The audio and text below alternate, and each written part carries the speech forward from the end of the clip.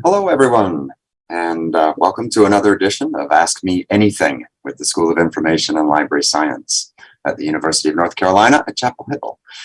My name is Brian Sturm, and I'm going to be the MC for today's edition. I'd like to welcome you all to this, and we have a couple of wonderful guests to introduce to you. And I'd like to remind you that if you have questions for our guests, for our panelists, to please put that information, put those questions in on the YouTube interface in the description box underneath the video. And I will try and work those in, if possible, to the interview itself. So we have our first guest today is Melanie Feinberg, and we'll wait just a moment as we transition to that interview.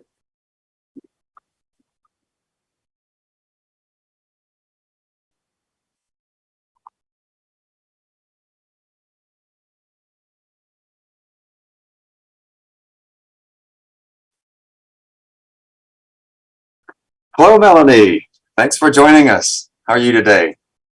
I'm doing good. How are you? Good. I'm holding my own. It's a Friday and a beautiful day outside, so I hope to get outside and do a little gardening maybe this evening before it gets too dark.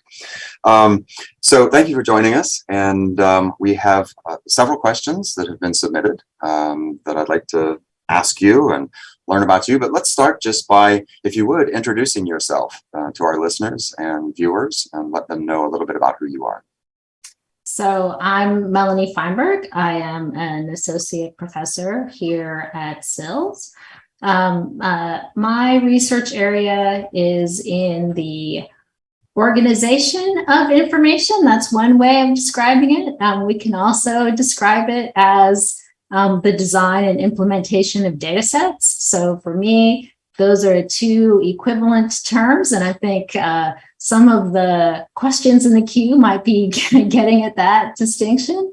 My most recent project has been a book project, and I am looking forward to finally the publication of my book, Everyday Adventures in Unruly Data, coming out with MIT Press in October. So that's the biggest thing that I've done lately.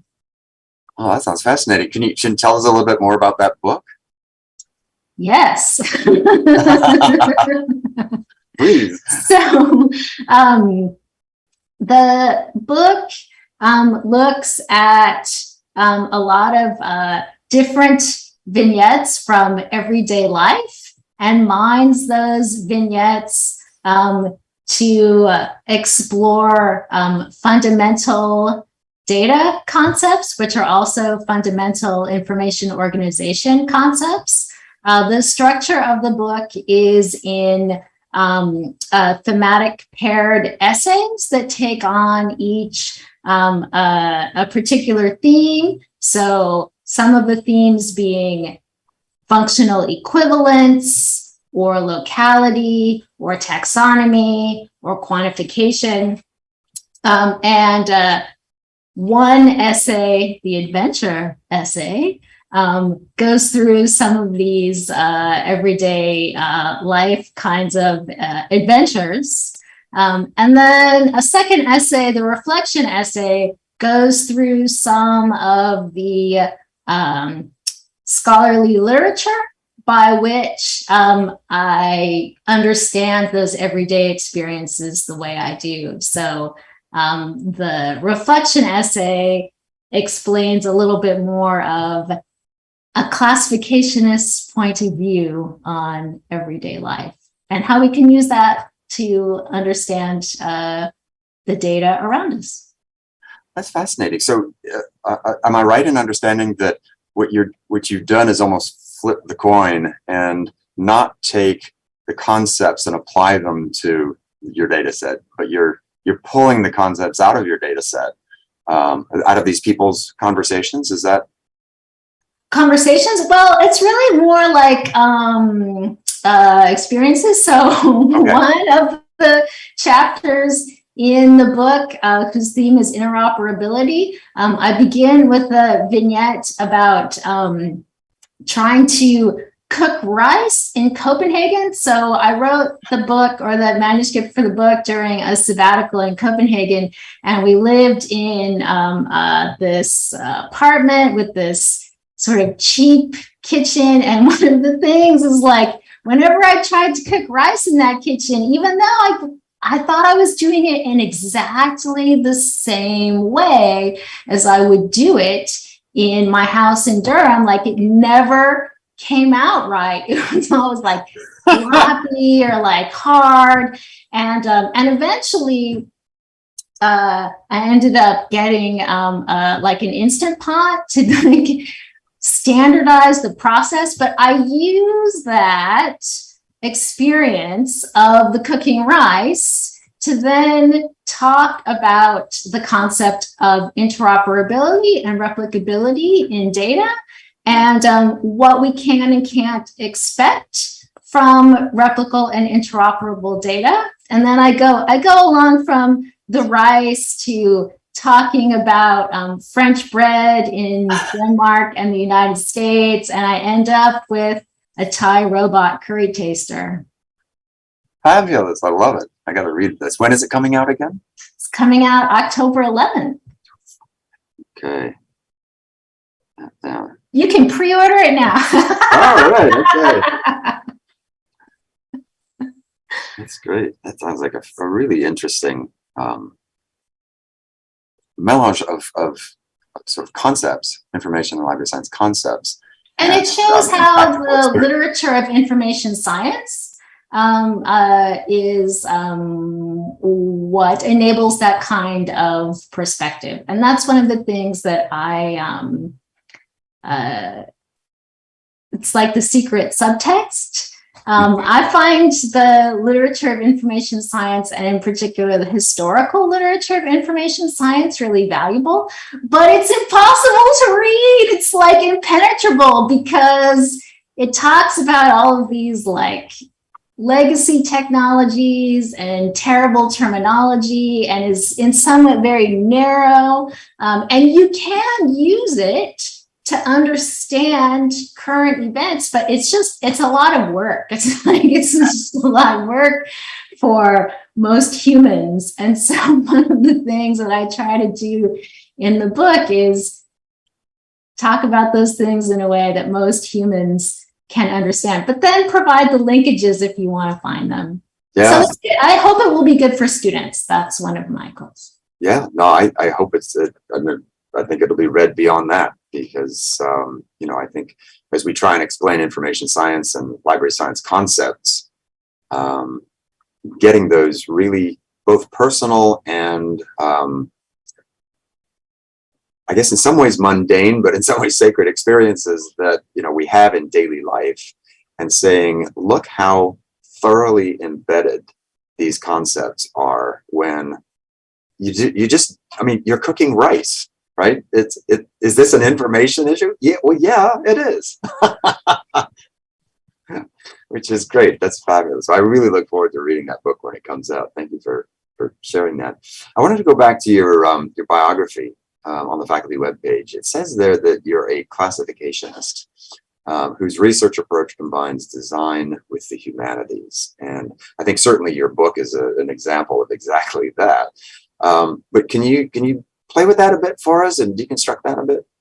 Yeah, so classificationist is, it's an old-fashioned term, and straight from the great Indian classificationist S.R. Ranganathan. And I keep that as my way of describing my research interests, as like my like totem to that past that I do find so valuable, and that informs everything that I do. These days I could equally, and I do, call what I do like the design of data infrastructure, but the way that I'm able to do that has a direct line to, like old librarians doing bibliographic classification. And so I want to make those links apparent. And so that's why I use the term classificationist. The design aspect. So I have always been interested in actually building things, creating new things. When I started my doctoral studies in what is known within information science as a knowledge organization, a lot of that literature, even the old classifications that I love, looked upon the process of creating these systems as a kind of discovery rather than design. So it's you try to surface the structure of the world in your knowledge representation, as opposed to create a viewpoint of the world. And so with the design orientation, it emphasizes like building things, but building things with a human character about them. And that's also the link to the humanities. There are different kinds of approaches you can take for design. And my approach comes from a humanistic attitude towards cultural artifacts and human-made artifacts that is twinned to the idea of criticism and a critical attitude. So my interest in building things isn't so much to like build useful things, but to use that as a means of exploring possibilities and envisioning new things, and essentially being a kind of critical intervention. And so for that aspect, I look to the humanities. So both for your book and for your work, then this sense of rather than trying to impose a structure on information, you're much more interested in trying to extract either an inherent structure or an existing structure from that. Am I right? No. Okay. I don't. Well, so part of design is actually being like, this is the way that I think about things, right? I mean, I don't think that's bad. The thing that I think is potentially dangerous is saying that that is something else, right? That this particular way of organizing information or creating data structure is the way or the accurate way, as opposed to a human creation, just like, a toaster or a poem, right? I tend to look more towards the things like poems or stories. Okay. Well, thank you for helping me get that in my head here. So a little bit of a shift, if we could, because I do have a couple more questions that I want to ask, and I don't want to run out of time to chat with you. We sometimes hear the expression, the results are only as good as the data. And I know data science is very much interested in the data, and information science may be more interested in the context, as well as the data, but data within that. And your personal research statement says that you sort of see your research as data craft, and that perspective sort of complements and extends the aims of data science. Can you help us understand what that extension part is, or how data craft, how you perceive that? Yeah, so I really do see data as a human expression, like a poem or a novel. And part of that is like, it's a thing that people make with human hands, and it bears the tracks of our hands. And it's about choices and judgment and style, and how those are aligned with techniques of associated with particular practices. And so for me, data is not about things like accuracy or replicability so much. It's about an expression of some human viewpoint on things, and valuing that, right? So valuing those distinctions that come out of human design and application of that design in particular contexts. So whereas like the data scientist, for instance, might want to like clean those things out and homogenize them, to me, like not only are those the interesting parts, that's the inevitable stuff. That's like the stuff where like the data gets its real meaning and character. Yeah, I like that approach. As a storyteller, I find the same thing. You say, I'm just going to paraphrase what you said, the sort of choices, judgment, style, techniques. It's exactly what I teach in a storytelling class, right? And you said earlier that you sort of view data in this context of story as well. Well, this is great. We're running a little short on time, so I want to jump to one last question here. So have you got a book or a publication or article or something interesting that you've been reading recently, either for pleasure or for your academics, that you are enjoying or find impactful for you? In some ways, like, what don't I read? Well, I'll just talk about one significant thing that really was kind of a turning point in my research. My first year as a faculty member at the University of Texas, so I was at Texas before I came to UNC, there was a student who asked to do an independent study with me, Kristen Hogan. And Kristen was one of the awesome things that we get in information school is sometimes we have students who already have PhDs, and Kristen had a PhD in women's studies and English, and we were talking one day about landmark text of feminist theory, Borderlands by Gloria Anzaldúa, and Kristen was asking me like, well, what would it mean to enact Anzaldúa's concept of mestiza consciousness in classification? And I was like, well, that's just not the kind of thing that people would ever talk about. And then I was like, but that's a really interesting question. Why not? Like, why couldn't we do that?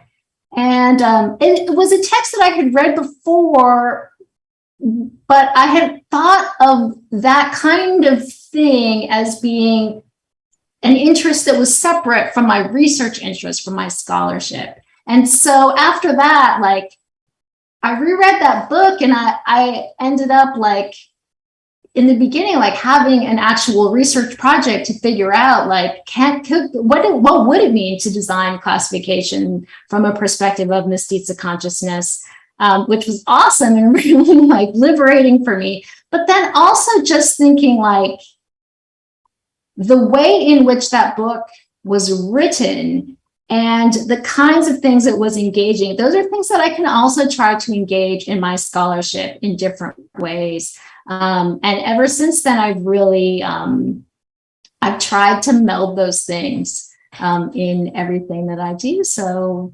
that was a great moment. Yeah, quite a discovery there in your reading. Well, Melanie, we're out of time, so I'll have to say thank you very much for joining us, and I wish you a wonderful weekend. And we're going to transition here for a moment, and we'll move to our next guest. Thanks very much, Melanie.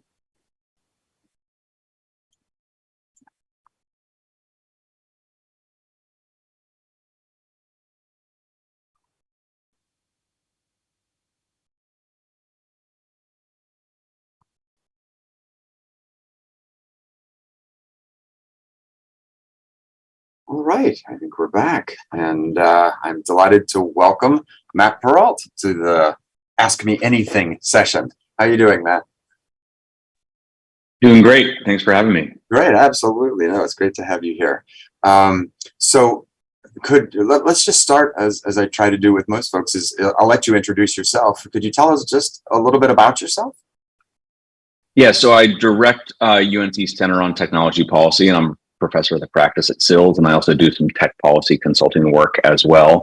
Before I was at UNC, I was at Duke, where I worked on a sort of similar center on science and technology policy. And before that, I was on the public policy team at Facebook, now called Meta. Mm-hmm. Okay, great. Thanks. So this Center on Technology Policy, that's sort of your primary project, I guess. Can you tell the viewers about that? Yeah, so we started, we launched in April, and the focus of our work is really on providing actionable policy frameworks for tech policy practitioners to use. So when we think about practitioners, we sort of think of two constituencies. We think of policymakers, so people people in government. That could be at the federal level, could be at the international level, it could be at the state level, it could be executive branch, it could be legislative branch. And then in addition to government practitioners, we also think about industry practitioners. So the people at tech companies who actually design policies that govern our technology products. And we really try to give people in both of those camps very pragmatic options that they can use for thinking through challenging issues in tech policy. The focus for us is on online expression, which is a program that's directed by Scott Brennan, antitrust, US-China tech policy dynamics, and then child safety issues. We have a group of funders who support our work. We have 8 different companies, ranging from large companies like Meta and Google and Amazon to smaller companies like TikTok and Zoom. And then we're also supported by a few different foundations, including the Tides Foundation, the Charles Koch Foundation, and the Knight Foundation. Wow, that's quite the undertaking. Not only to have all of those sponsors and colleagues, but the breadth of policies that you're dealing with is remarkable. You said actionable policy, and to me that stuck in my ear because I often think of policies and the policies that I encounter, and a lot of them you think, how do I implement this? So when you say actionable policy, how are you sort of scoping that and defining actionable?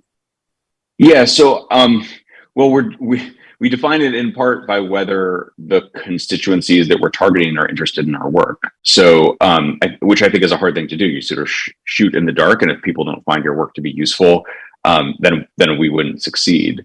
We've been encouraged to date, though, because we have tried in the reports that we've released so far to really give policymakers answers to questions that they're facing. So one good example is that we launched, right when our center launched, we published a policy brief on content regulation at the state level. So a guide for state policymakers about how they could think about regulating content.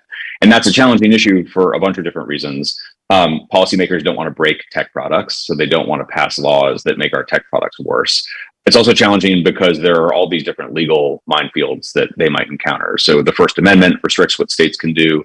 Section 230 of the Communications Decency Act restricts what states can do. And for the most part, it's not always the case, but for the most part, the state policymakers don't want to do things that are illegal. So they don't want to do things that are going to get shot down by courts, a few months later. And so what we tried to do was say, if you're serious about regulating online content, here are a range of different options that are available to you that won't be struck down by courts, that won't break tech products, that might actually be the kinds of recommendations and reforms that tech companies could support, which will make your life somewhat politically more easier to not have tech companies working against you. And we got really good feedback on that report. The timing of it was, this is not skill, this was luck, but it was, I shouldn't say luck in this context, but it was right before the Alito opinion that Dobbs case was leaked, the case overturning Roe v. Wade. And the reason that timing was quote unquote good for this report is that there's a lot of focus now on policymaking at the state level.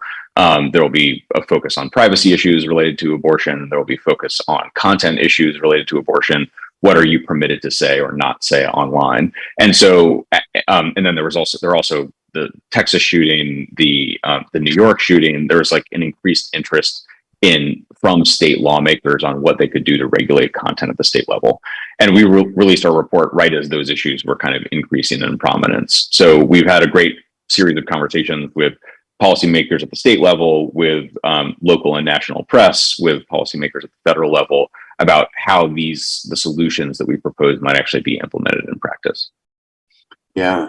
I mean, it seems just from listening to your small beginning list there, it seems as though there are so many options and so many possibilities for your center to be involved in policy discussions and policy interventions. How do you choose? How do you decide which of the 1,000 possible things that you could take on are appropriate for you to take on or relevant and possible for you to take on? How do you make that decision? It's a good question. I mean, so our center is now 3 people: Tracy, our executive assistant; Scott, who runs the online expression policy program; and me. And we spend a lot of time thinking about how we should devote our limited capacity. What are the projects that are most likely to be impactful? And we sort of keep running lists of potential projects we might consider. And the easy thing is we're all attracted to shiny objects, and in this world there are lots of them. So we sort of see a project and think about moving on it, but try very hard to think about where we can get the most mileage, where we can make the biggest contributions. And then also we try really hard to focus on issues that we're excited about and passionate about. So content policy at the state level is something that Scott and I were both very excited about. We thought we could be impactful in this area. We didn't see a lot of people doing what we'd done, or doing what we were planning to do.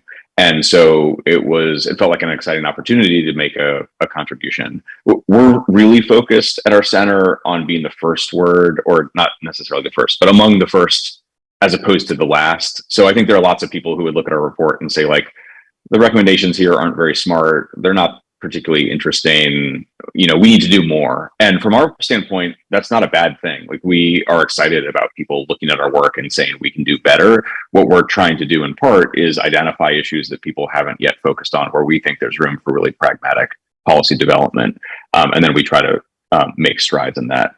So our next report that's coming out in a few weeks is about programmatic political advertising. I've done a series of reports on political advertising. This is the latest.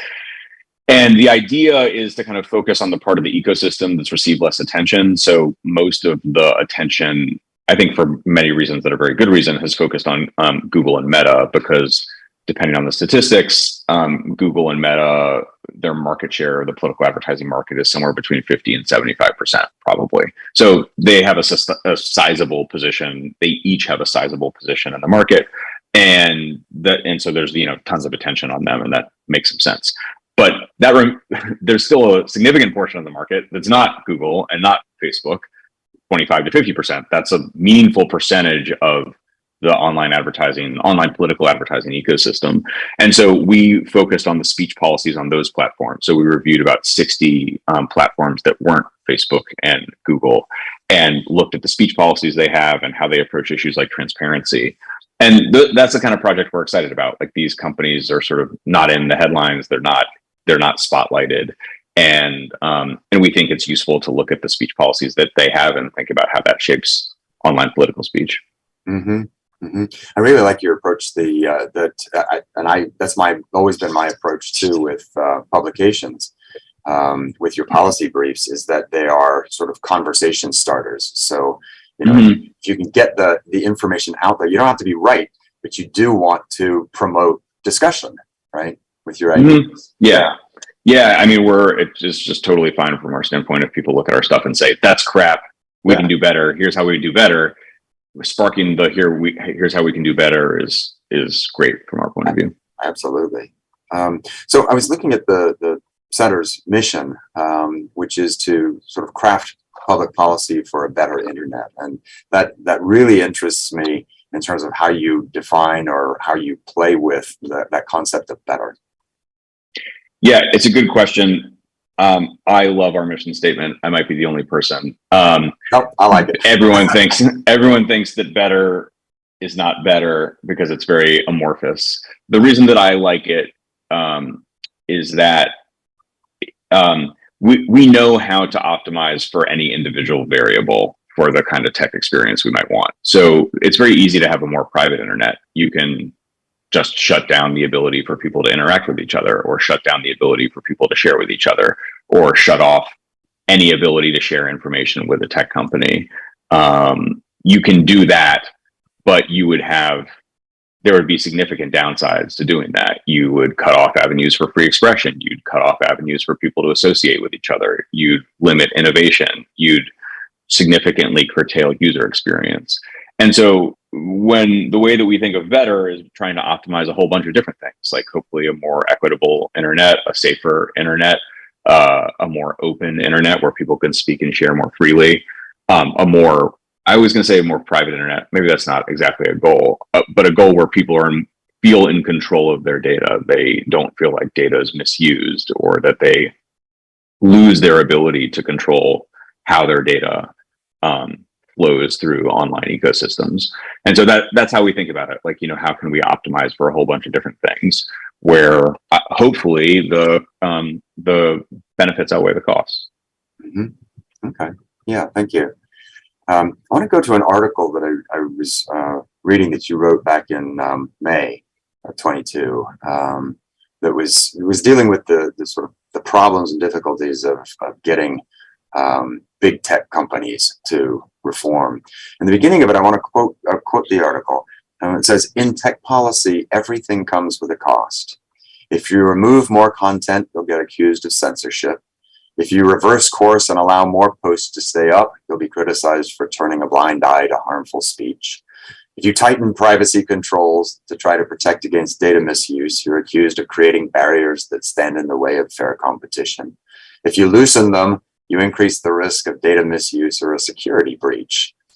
And I thought, wow, I mean, you're just in a total catch-22 there. So how do you navigate this constantly changing policy world? And what can LIS professionals in particular do to help? Yeah, so it's a great question. So this is the stuff that excites me. There aren't cost-free decisions. And so moving from being a critiquer to being a practitioner means owning costs. It is not about, there's no perfect solution that will be cost-free. And my experience in non-practitioner environments, whether that's press or academia or whatever it might be, is that people often suggest alternatives without anticipating what the cost would be, and don't contemplate that any decision, that a decision would have downside implications that are important to keep in mind. And you might feel comfortable bearing those costs, but pretending that they won't exist is, I think, doesn't do a service to the reality of how people think through decisions in this field. So again, there are people who suggest ending all behavioral advertising. That might be desirable, but I think people would see the cost of certain goods increase. They would see the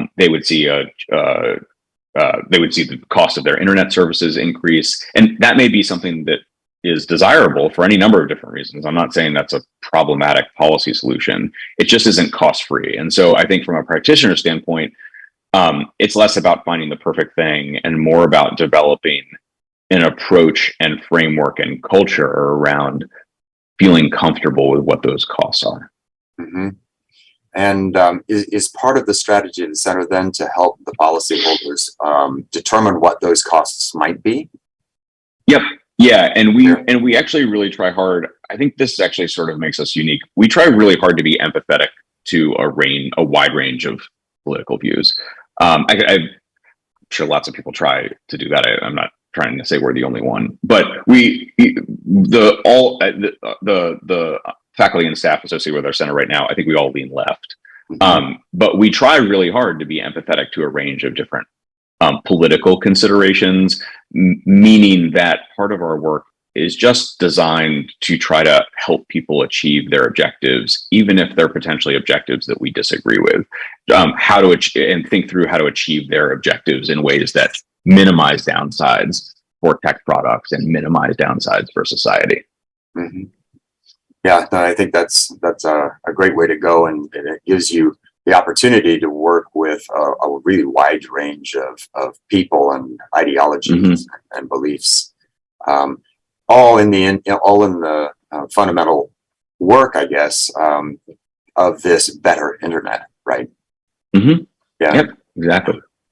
So we're running a little short on time, Matt. So I want to ask one more question here, because I know our viewers are probably interested in this.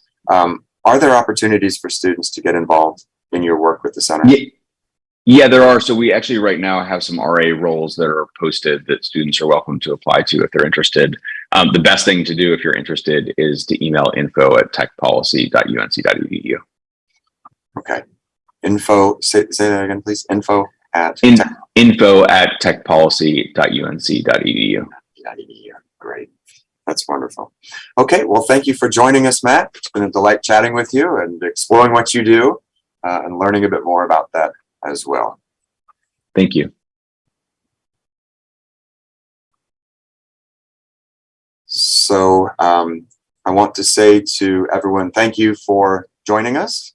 And I hope you've enjoyed hearing from a couple of our faculty here today on Ask Me Anything.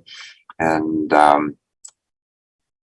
that concludes our program for today.